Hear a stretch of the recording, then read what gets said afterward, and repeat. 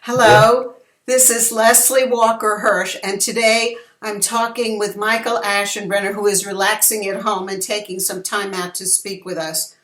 Michael works in glass and creates forms that convey messages of social commentary that resonate with artists and critics alike. Michael was a 2017 Glass Alliance Maestro presenter and has donated several of his works to our Glass Blast fundraiser. Michael, hello, how are you? Hi, Leslie. I'm great. How are you? Well, I'm good, and I'm especially glad to be connected with you. This technology, I'm never certain it was going to work. I understand totally. Okay, well, I think we're all technology ignorant, even though we're specialists at other things. Yeah. So were you always interested in making art? Well, yeah, I guess we need to define art. When I was a little kid, my dad would take me to junkyards to look for auto parts, right? We had a 51 Buick. And I would see these massive piles of car parts. And I didn't know the word sculpture at the time. I didn't know that. So I'd see them and I would isolate the forms and say, wow, that's really interesting. So I guess in a sense, yes, is your answer to your question. The short answer is yes. Yes. And how did you switch from used auto parts to glass art? Well, the Army, then afterwards, I felt this incredible desire to express something because of the atrocities and such of war. And I started with clay. And what I found was clay was very, very good. It made me introvert and think a lot, because when you're on that pottery wheel, the world shuts off and you can, it's actually really quite nice. But I couldn't say what I wanted to say in clay. I didn't even know what it was I wanted to say, but I knew clay wasn't working.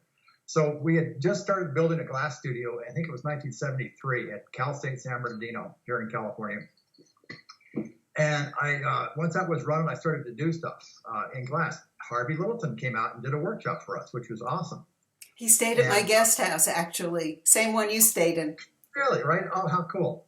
Yeah, Harvey's a great guy. He came out and did a wonderful workshop. He had an exhibition in the gallery. And just a funny story, that afternoon I was working in the studio, not with him, but when he was gone.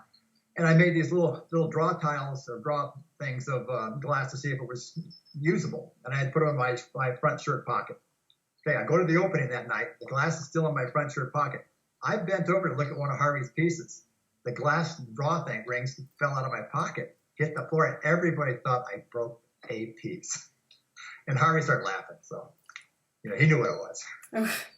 So you mentioned that you've been in the Army and saw some atrocities. How did your experiences in the Vietnam War contribute to the glass forms that you make?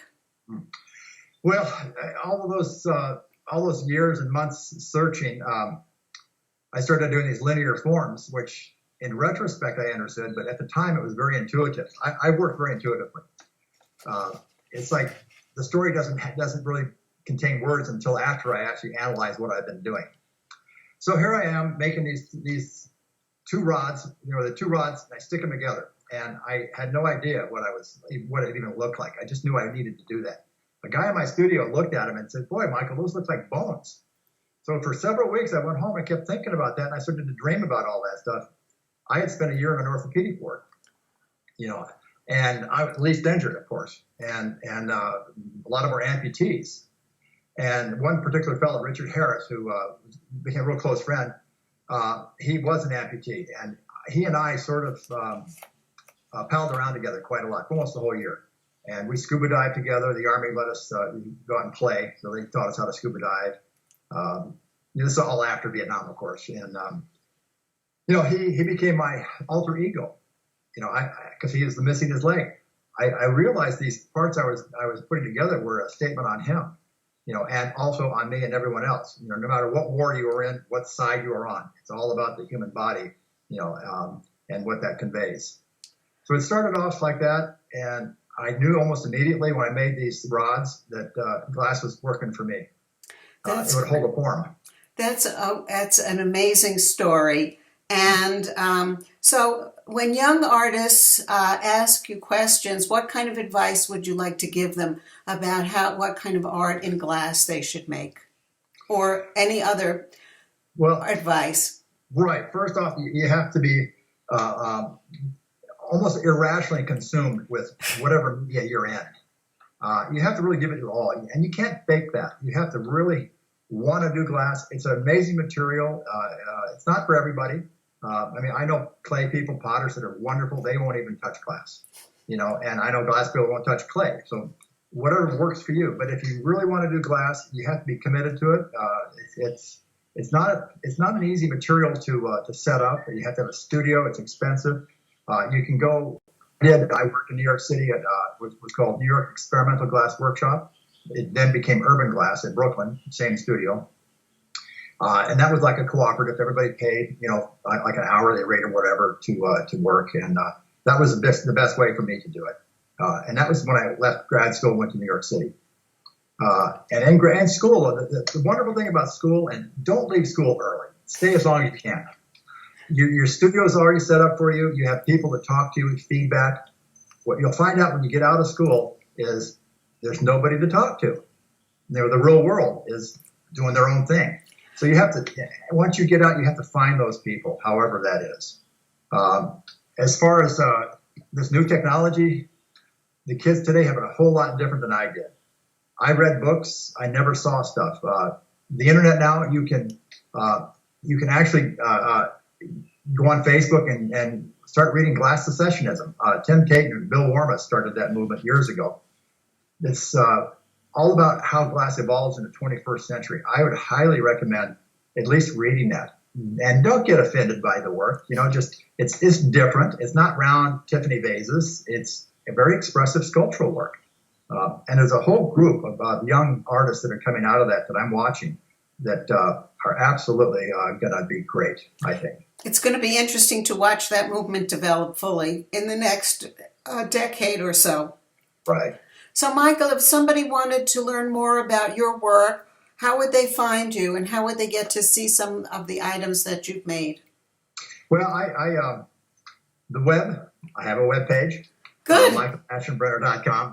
So that's ASCHENBRENNER. Correct. Good. Aschenbrenner.com. And it's not a sales site. This is a reference site, historical things I've done. Another advice, continuing with the kids, don't go in it for the money.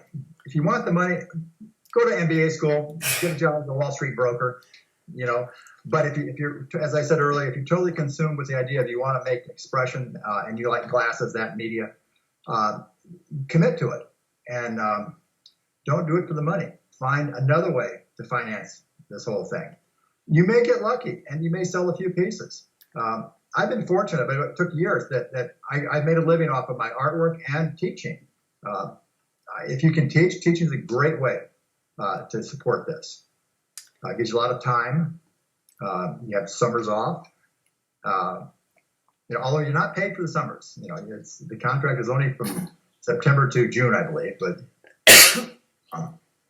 well, anyway, I think that's pretty good advice. So you can be a not starving artist and still do your art, but have a way to finance your life.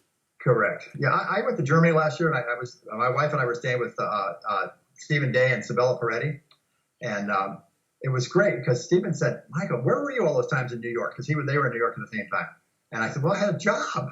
He didn't even know that. How quaint! I had a day job teaching, but Stephen didn't. So he was in the studio in the day, I was in the studio at night.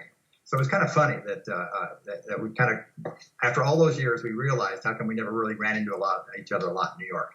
Well, that's great. Listen, Michael, I want to thank you for taking some time out to spend time with the Glass Alliance newsletter viewers and to talk to me and to be a good friend to me and to my family. So I'm going to end this call, and I'll talk to you again soon. Thanks again.